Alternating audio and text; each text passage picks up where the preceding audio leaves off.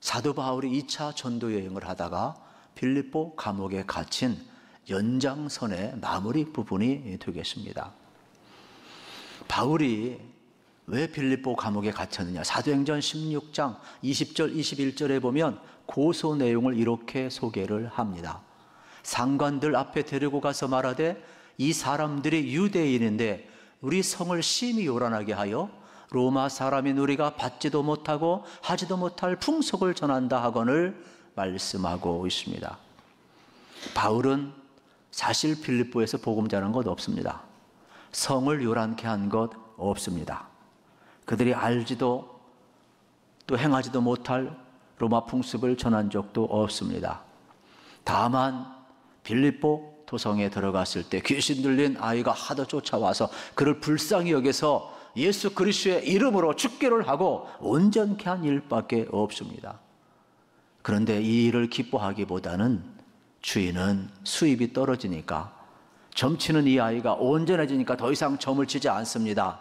수입이 떨어지니까 어떻게 합니까? 관에 고소를 해버린 거예요. 그런데 이때 관은 어떻게 합니까? 치안을 담당하는 사람이나 판사들이 이유도 묻지 않냐. 그들은 다만 이 지역에서 서로 충돌이 안 일어나고 소유가 안 일어나면 되는 겁니다. 그래가지고 그냥 바울과 실라를 결박합니다. 매를 때립니다.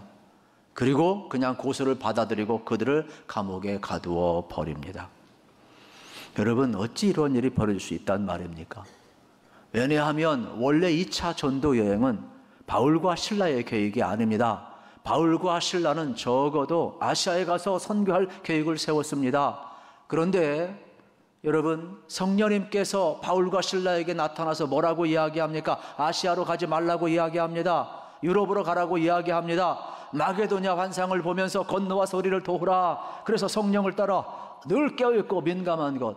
아무나 여러분 민감한 게 아니에요. 우리가 주님의 뜻대로 살기를 원하고 주님의 뜻을 구하지만 설교를 듣고도 여러분 기도를 하고도 말씀 읽고도 하나님의 뜻을 깨닫는 사람이 몇 사람이나 되겠습니까? 쉽지 않은 겁니다. 이렇게 바울과 실라는 영적으로 깨어 있었어요. 성령의 지시함과 일깨움에 민감했어요. 그리고 순종했어요. 그러면 형통해야 하잖아요. 그렇질 않아요. 오히려 여러분 관에서 어떻게 합니까? 바울과 실라를 채찍으로 때립니다. 그리고 억울한 고소를 당하게 합니다. 그리고 감옥에 갇혀있는 모습을 우린 지금 보게 되는 겁니다. 우리의 현상으로 보면 도저히 이해할 수가 없어요. 세상의 힘 앞에 무기력한 존재예요. 패배한 존재예요. 매맞는 존재, 고소당하는 존재, 감옥에 갇힌 이러한 존재인 겁니다. 여러분, 우리가 이 땅을 살아가면서 믿음으로 살려고 할 때 이러한 일이 발생할 수가 있어요. 우리는 어떻게 해야 되겠습니까? 좌절해야 되겠습니까? 파멸의 길로 가야 되겠습니까? 아니면 다시금 일어나 도전하면서 여러분 우리에게 주어진 길을 걸어가야 되겠습니까? 성경은 뭐라고 이야기합니까? 그리스도 안에서 여러분 자부심을 가지고 살라는 거예요. 자부심이란 뭐냐? 여러분 나의 가치를 인정하는 거예요. 예수님 안에 있을 때 나의 가치를 우리는 발견할 수가 있는 거예요. 예수 밖에서 발견하려고 그러면 얼마든지 비교할 수밖에 없어요. 성경은 예수 그리스도 안에서 그리스도인다운 자부심을 가지고 살라고 이야기를 하는 것입니다. 여러분 비교하지 마시고 그리스도 안에서 자부심을 가져야 되는데, 특별히 이사야서 43장 말씀에 보면은 내가 너를 지명하여 불렀나니 너는 내 것이라 말씀하시고 쭉 말씀하면서 뭐라고 이야기합니까? 내가 너를 보배롭고 존귀하게 여긴다 그랬어요. 그러니까 세상이 우리를 침범할 것 같지만, 물이 여러분 우리를 덮을 것 같지만, 불이 우리를 살 것 같지만 그렇지 않다니까요. 하나님이 택한 자 하나님이 보호하셔요. 하나님이 보배롭고 존귀하게 여기신다라는 거예요. 그러므로 여러분들 비교의식에서 벗어나시기를 축복합니다. 또 두 번째, 패배자에게 여러분 나타난 현상인데 그것은 바로 뭐냐? 합리화예요. 아담과 하와가 에덴 동산에 모든 것은 다 주셨지만 선악을 알게 한 열매를 먹지 말라 그랬어요. 그런데 결국 어떻게 해요? 뱀의 꼬임을 받고 하와의 꼬임을 받고 아담까지도 결국 넘어가 버려요. 그래서 하나님이 어떻게 하십니까? 나타나셔서 말을 하잖아요. 왜 너희들이 여호와께서 금하신 이 금단의 열매를 먹었느냐? 그랬더니 나중에 하는 말은 뭐예요? 핑계대고 핑계대는 결론은 뭐냐? 당신이 만든 여자 때문에 먹었대요. 이건 뭐예요? 뱀도 아니고 하와도 아니고 누구예요? 하나님 때문이라는 거예요. 여러분, 우리가 인생길 걸어가면서 자꾸 나 때문이 아니라 남 때문이라고 하는 사람은요, 패배의식에서 못 벗어나는 거예요. 그래서 우리는 내가 인정하면 끝나는 거예요. 우리가 어디 갔을 때 늦을 수 있잖아요. 그러면 늦어서 죄송합니다. 그러면 그걸 극복한 거예요. 물론 안 늦으면 좋겠지만, 그러나 뭐 때문에 했다, 뭐 때문에 합리화시킬 필요가 없어요. 우리 다 남탓만 하고 있어요. 이거는요, 철저히 패배의식 속에 묶여있는 것임을 여러분 알으셔야 되겠습니다. 또 하나, 패배자의 모습 가운데 세 번째 특징은 고립이에요. 많은 사람들은 내가 실패를 하면 스스로 가둬버려요. 사람도 안 만나고 하는 일도 안 해버리고 자기 동굴 속에 들어가 버려요. 안 돼요. 몸이 아픈 사람도요, 사람 더 만나야 돼요. 오히려 소문을 더 내야 돼요. 고름이 있으면 고름을 짜야 되는 거예요. 내벽을 여러분 벗어나야 되는 거예요. 나를 가둬들이면 어떻게 내가 고사되는 거예요. 그래서 우리는 어떻게 해야 되겠어요? 이 고립에서도 벗어나야 되는, 그래야만이 이 패배에서 벗어날 수가 있어요. 네 번째 패배자의 특징은요, 후회를 해요. 많은 사람들이 다 후회합니다. 그러나 후회는요, 자책으로 과거에 머물게 하지 나를 새롭게 하지를 못해요. 후회하는 게 아니에요. 반성했으면 회개해야 돼요. 회개해야 성령 받고 새로워지는 줄로 믿으시기 바랍니다. 그래서 우리는 누구나 다 후회할 수 있지만 후회해서 끝나서는 안 된다라는 거예요. 이 패배의 모습에서 여러분이 벗어날 수 있는 은혜가 있길 바라고요. 그 다음에 우리가 생각할 것은 여러분 마음의 상처입니다. 이 다섯 번째 특징은 누구나 다 살면서 마음의 상처 다 있어요. 태어날 때부터 여러분 다 가까이 형제끼리 부모끼리 다 가까운 사람끼리 상처받고 상처 주고 사는 거예요. 그런데 이 상처가 여러분들 어떻게 해야 되겠어요? 디딤돌이 되어야 되는데 이 상처가 나의 여러분 자꾸 내 삶을 폐쇄시켜버리면 안 되는 거죠. 오히려 또 다른 상처가 되어가지고 남을 찌르는 가시가 돼서는 안 된다라는 거예요. 우리 예수님도 상처 입은 치유자로서 우리를 다가오셔서 우리 마음의 상처를 다 감싸주시고 오히려 내가 당한 상처는 주님 안에서 치유받으시고 나와 똑같이 상처받은 사람을 위로하고 치유하기 위해서 내가 먼저 받았다는 것을 여러분 알았으면 참 좋겠어요. 그러면 오늘 시대를 살아가는데 여러분 우리 인생길에 어려움이 왜 없겠어요? 패배가 왜 없겠어요? 그러면 오늘 우리는 이 다섯 가지 현상 가운데 어떠한 모습에 자주 빠지나 점검하셔야 돼요. 그 다섯 가지 현상 가운데 속에서 분별하셔가지고 여러분들이 오늘 말씀을 통해서 다시 한번 벗어나는 그런 은혜를 꼭 누리시기를 축복합니다. 그러면 바울과 실라가 지금 고소를 당했습니다. 매를 맞았습니다. 감옥에 갇혔습니다. 세상의 힘이 그들을 패배자로 만들어 놓았어요. 그러면 여기에서 어떻게 해야 됩니까? 파멸의로 가야 됩니까? 원망의 길로 가야 됩니까? 주저앉아야 됩니까? 아니잖아요. 지금 바울과 실라가 어떻게 하고 있는가를 우리는 지금 발견해 볼 필요가 있습니다. 그래서 오늘 본문 속에 보게 되면은 당당하게 나가는 모습을 보게 되는데 오늘 본문은 마치 35절, 36절은 상관이 자비를 베푸는 것처럼 표현을 해요. 그래서 뭐라고 이야기하느냐? 나리샘에 상관들이 부하를 보내어 이 사람들을 놓으라 하니 간수가 그 말대로 바울에게 말하되 상관들이 사람을 보내어 너희를 놓으라 하였으니 이제는 나가서 평안히 가라 하거늘 말씀하고 있어요. 붙잡을 때는 언제고 때릴 때는 언제고 가둘 때는 언제고 인심 쓰듯이 하루 만에 나가래요. 문제는 당연히 나가야 되지만 잘못은 누가 한 거예요? 상관들이 한 거예요. 치안 담당, 치안 판사가 잘못을 한 거예요.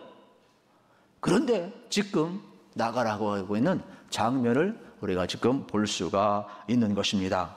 그러면 이 관원들이 여러분 바울과 실라를 왜 이렇게 급히 놓아주라고 그랬을까? 그거는 바울과 실라가 유대인인 것을 알게 되는 장면을 우리는 볼 수가 있는 겁니다.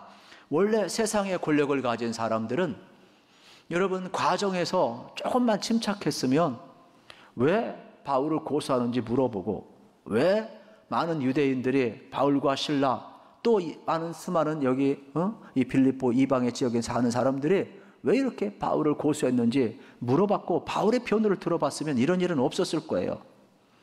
그런데 자기 힘으로 다 해결할 줄 알았어요.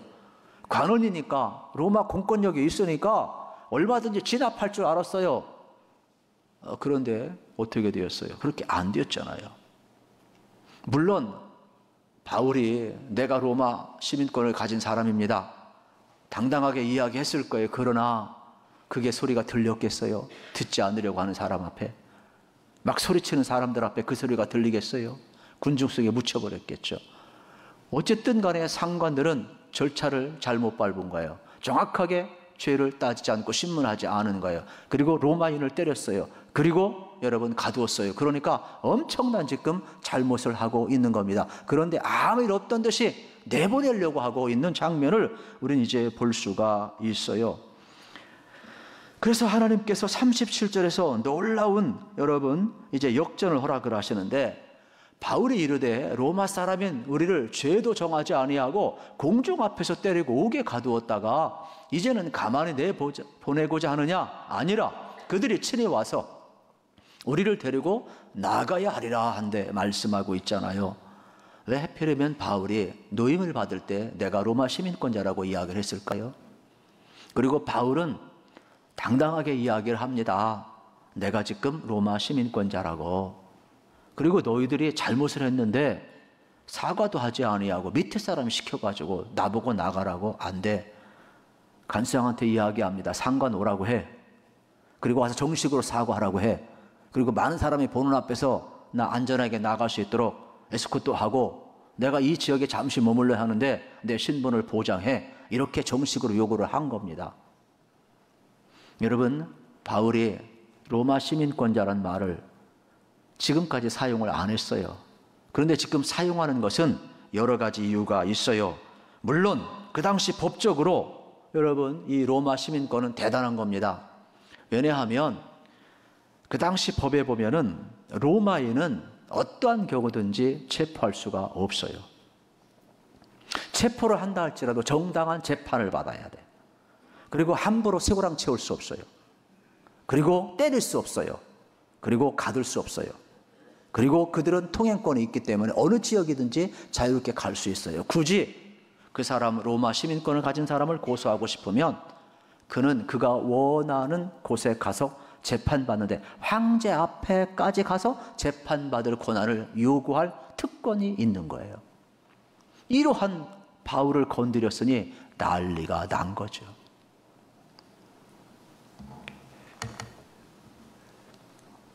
바울이 지금 여러분 죄수의 몸으로 배를 타고 가고 또 이렇게 다시 한번 여러분 이러한 과정을 계속해서 거쳐가게 되는 이유는 뭐냐면, 이미 예수님께서 환상 가운데 나타나셔서 내가 로마에도 가리라, 바울도 내가 로마를 다시금 보리라 말씀했던 것처럼 하나님이 땅끝을 향해서 바울을 이끌어가고 있는 과정 속에 하나인 거죠.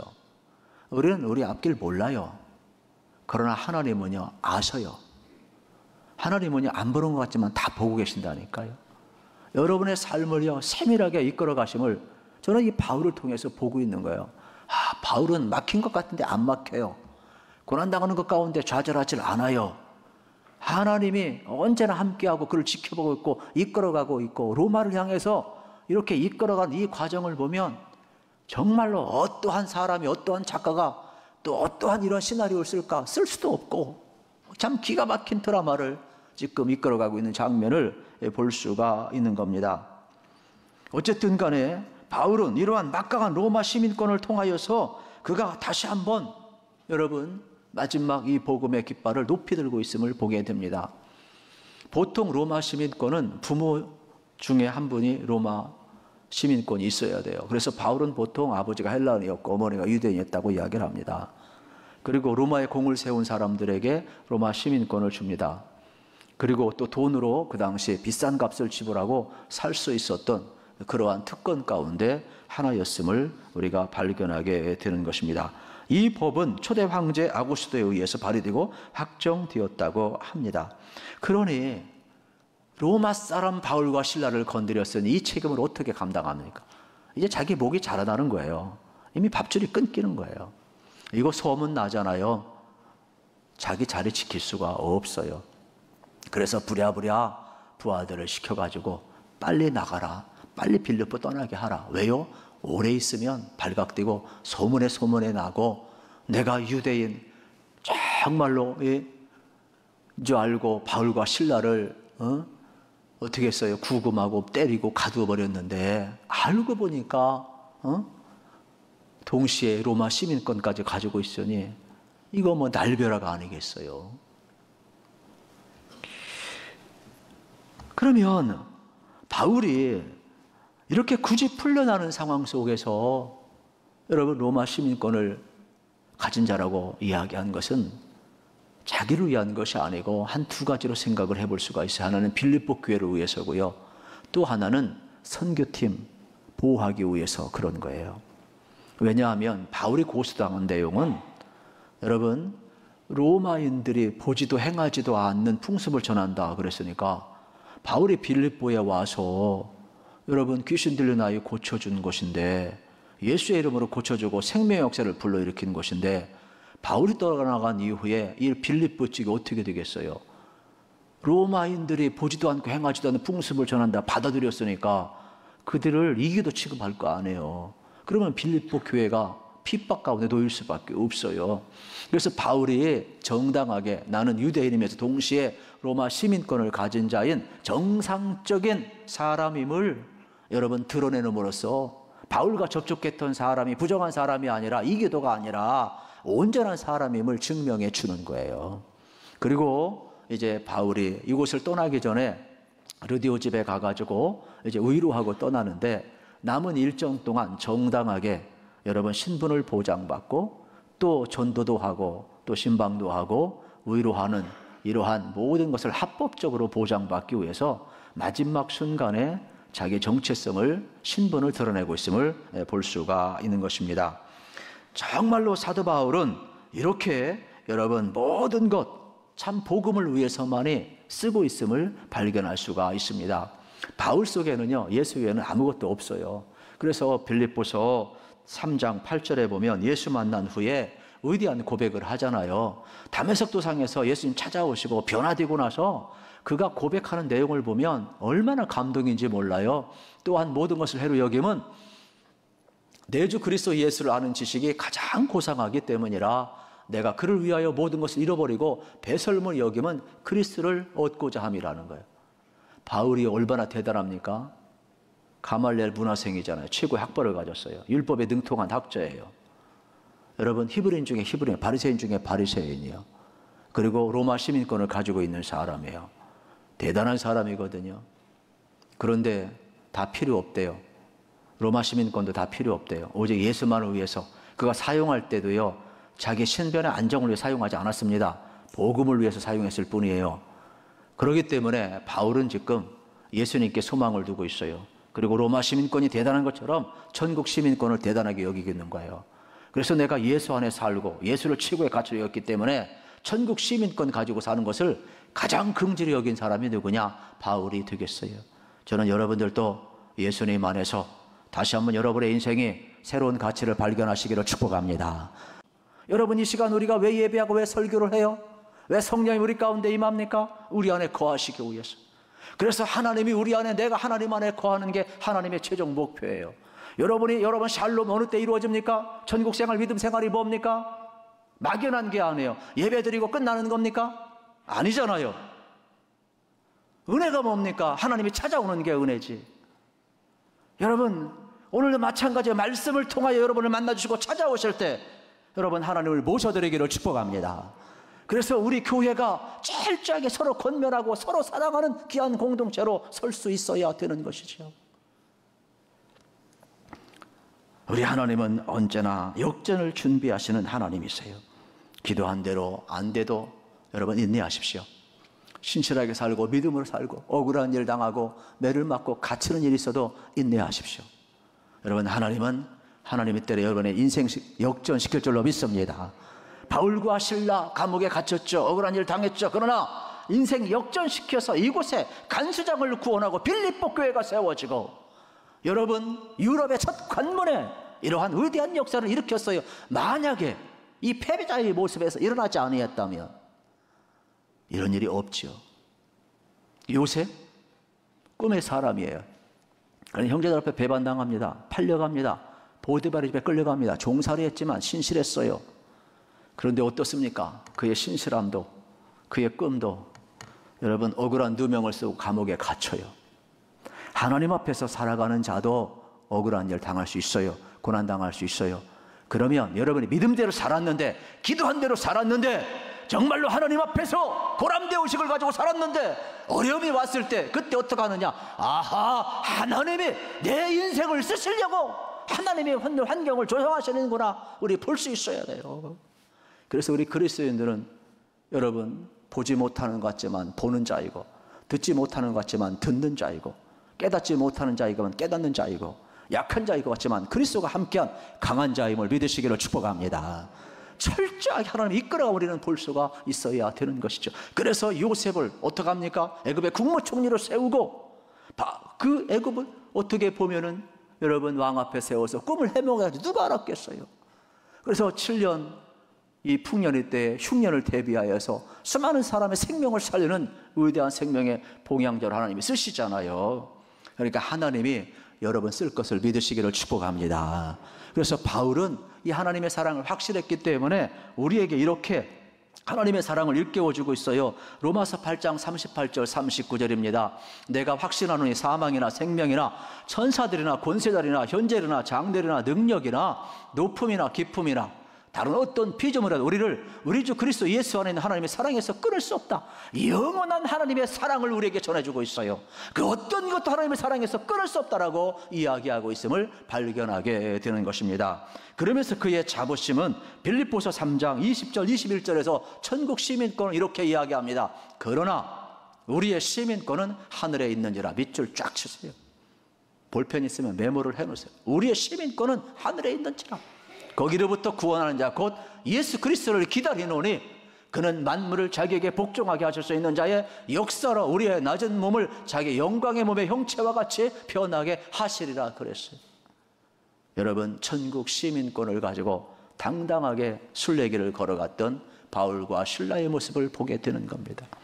오늘 다 나그네 인생길입니다. 우리 하나님 부르시면 다 가야 될 존재들입니다. 근데 천국 시민권이 있다는 것은 얼마나 우리에게 복이 있는지 모릅니다. 이번 보셨잖아요. 아프가니스탄에서도 일이 있을 때 여러분 미국이나 또 안정된 나라의 시민권인 사람들은 안정되게 다 탈출할 수 있었잖아요. 이거 대단한 겁니다. 우리나라도요 지금 단일 민족이 아닙니다. 200만 명 이상 외국인들이 다 와 살아요. 그들이 영주권뿐만 아니라 시민권 얻었을 때 얼마나 행복해하는지 몰라요.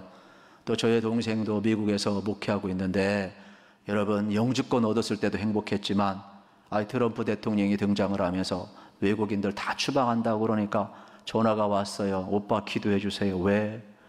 아이고 내 여기 시민권 못 얻으면 이제 여기서 여러 가지 활동하고 또 사역하기가 너무 어려워. 그렇지 않으면 추방당할지도 몰라. 함께 기도했는데 참 다행히 여러분 10여 년 만에 어쨌든 시민권까지 얻었어요.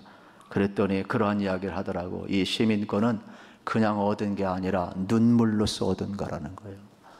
여러분 우리가 예수의 핏값을 지불하시고 천국 시민권을 얻은 거예요. 그냥 얻은 게 아니에요. 그러므로 여러분 우리가 꼭 기억했으면 좋겠어요. 우리는 지금 죽어도 예수의 피를 묻혔기 때문에 여러분 하나님의 은혜로 믿음으로 말미암아 다 천국 백성된 줄로 믿으시고 천국의 소망을 두고 살아가시기를 축복합니다. 그러면 두려워하지 말아야 합니다. 믿음으로 살 때 여러분 담대할 수 있기를 바라고, 특별히 빌립보서 4장 13절에 있는 말씀처럼 내게 능력 주시는 자 안에서 내가 모든 것을 할 수 있다는 믿음으로 담대하게 살아가시기를 축복합니다. 그리고 두려운 세상이지만 이사야 41장 10절에 있는 말씀처럼 두려워하지 말라. 내가 너와 함께함이라. 놀라지 말라. 나는 내 하나님이 됨이라. 내가 너를 굳세게 하리라. 이 약속의 말씀을 붙들고 하나님과 동행하는 귀한 은혜 또 누리시기를 축복합니다.